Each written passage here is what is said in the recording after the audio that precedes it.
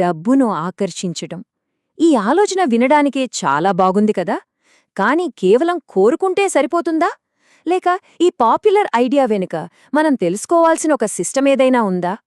సరే, ఈరోజు మనం ఆ సిస్టమేంటో, దాని వెనుకున్న అసలు కథేంటో చూద్దాం.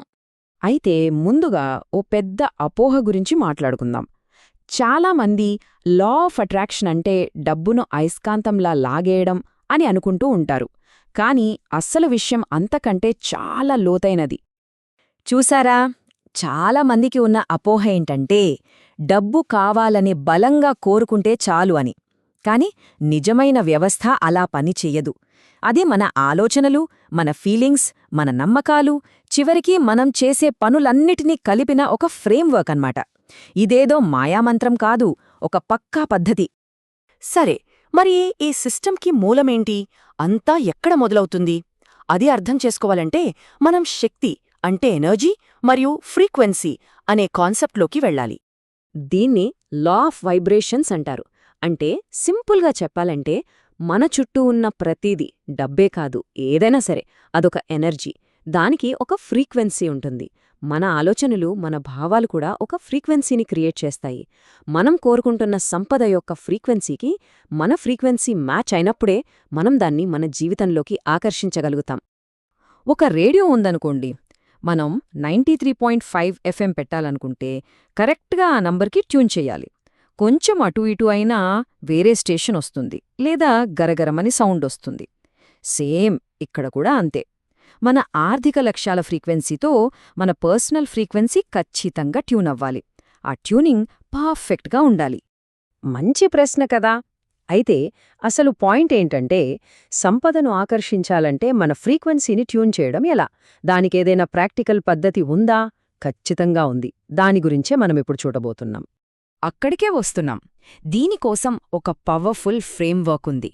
అదే FTBA బ్లూ ప్రింట్. ఇది మన లక్ష్యాలను చేరుకోవడానికి ఒక రోడ్ మ్యాప్ లాంటిదన్నమాట. FTBA అంటే ఫీలింగ్స్, థాట్స్, బిలీఫ్స్, యాక్షన్స్. తెలుగులో చెప్పాలంటే మన భావాలు, ఆలోచనలు, నమ్మకాలు, ఇంకా మనం చేసే పనులు. సింపుల్గా చెప్పాలంటే మనం ఏదైతే కావాలనుకుంటున్నామో అది మన దగ్గర ఇప్పటికీ ఉన్నట్టు ఫీలవ్వాలి, ఆలోచించాలి, నమ్మాలి, అలాగే ప్రవర్తించాలి. అసలు సీక్రెట్ అంతా ఇక్కడే ఉంది. మొదటిది ఫీలింగ్స్. ఇది చాలా చాలా ముఖ్యం. విజయం మన చేతికి అందక ముందే ఆ సక్సెస్ ఫీలింగ్ని మనసులో నింపేసుకోవాలి. ఒకసారి కళ్ళు మూసుకుని ఊహించుకోండి, మీకు కావాల్సినంత డబ్బు మీ చేతికి వస్తే ఎంత హ్యాపీగా, ఎంత ఫ్రీగా ఫీలవుతారో ఆ ఫీలింగ్ని ఇప్పుడు క్రియేట్ చేసుకోవాలి. ఎందుకంటే యూనివర్స్ మన కోరికలకి కాదు, మన ఫీలింగ్స్కే రెస్పాండ్ అవుతుంది. ఫీలింగ్స్ తర్వాత వస్తాయి ఆలోచనలు. డబ్బులేదు డబ్బులేదు అని ఆలోచించడం మానేసి, డబ్బు వస్తోంది, సంపద నా వైపు ప్రవహిస్తోంది అని ఆలోచించడం స్టార్ట్ చేయాలి. నా దగ్గర పుష్కలంగా డబ్బు ఉంది లాంటి చిన్న చిన్న పాజిటివ్ వాక్యాలు మన మైండ్ని రీప్రోగ్రామ్ చేస్తాయి. గుర్తుంచుకోండి, సందేహాలు, భయాలు మనల్ని మన లక్ష్యాల నుండి వెనక్కి లాగుతాయి. సరే, ఇప్పుడు మనం ఈ బ్లూ ప్రింట్లో చాలా పవర్ఫుల్, ఇంకా చెప్పాలంటే కొంచెం ట్రిక్కీ పార్ట్కొచ్చాం. అదేంటంటే మన సబ్కాన్షియస్ నమ్మకాలు. ఇది చాలా చాలా ఇంపార్టెంట్ పాయింట్. మనం ఏదో కావాలని కోరుకోవడం వేరు, మనం దానికి అర్హులమని మనస్సులో గట్టిగా నమ్మడం వేరు. లా ఆఫ్ అట్రాక్షన్ పనిచేసేది మన నమ్మకాల మీద, కేవలం మన కోరికల మీద కాదు. మనలో 2 రకాల నమ్మకాలుంటాయి. ఎక్కువ డబ్బుంటే చెడ్డవాళ్లైపోతారు లాంటివి మనల్ని వెనక్కి లాగే లిమిటింగ్ బిలీఫ్స్. కాని డబ్బుతో మంచి పనులు చేయొచ్చు, నలుగురికి సాయం చెయ్యొచ్చు లాంటి నమ్మకాలు మనల్ని ముందుకు నడిపిస్తాయి. ఈ లిమిటింగ్ బిలీఫ్స్ ఎలా ఉంటాయంటే, మనల్ని ఒక స్తంభానికి కట్టేసిన ఒక కనిపించని తాడు లాంటివి అన్నమాట. మనం ఎంత ముందుకు వెళ్లాలని ట్రై చేసినా ఆ నమ్మకం మనల్ని వెనక్కి లాగేస్తూనే ఉంటుంది.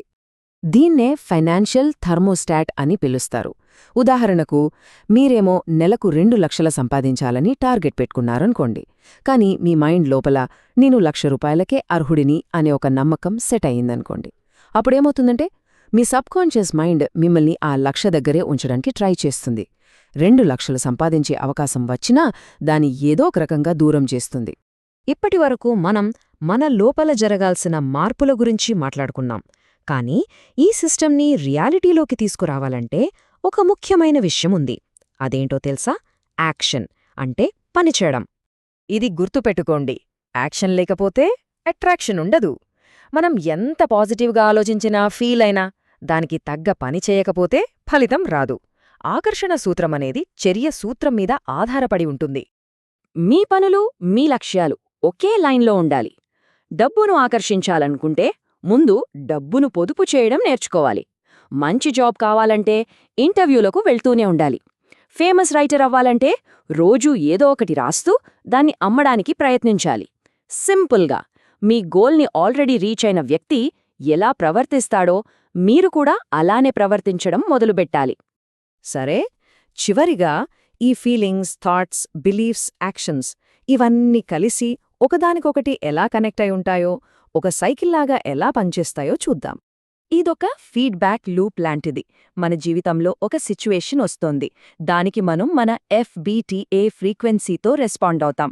అప్పుడు లా ఆఫ్ అట్రాక్షన్ ఆ ఫ్రీక్వెన్సీకి మ్యాచ్ అయ్యే ఫలితాలను మన లైఫ్లోకి తెస్తుంది.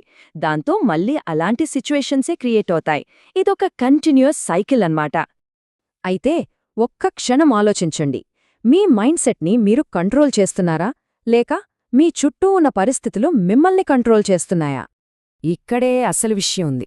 సాధారణమైన వాళ్ళు తమ పరిస్థితులను బట్టి తమ ఆలోచనలను, నమ్మకాలను మార్చుకుంటారు. కానీ అసాధారణమైన వ్యక్తులు తమ ఆలోచనలు, నమ్మకాలతో తమ పరిస్థితులనే మార్చుకుంటారు. అంటే ఫైనల్గా పవర్ మన చేతుల్లోనే ఉందన్నమాట. మనం మన పరిస్థితులకు బానిసలం కాదు, వాటికి మనమే సృష్టికర్తలం.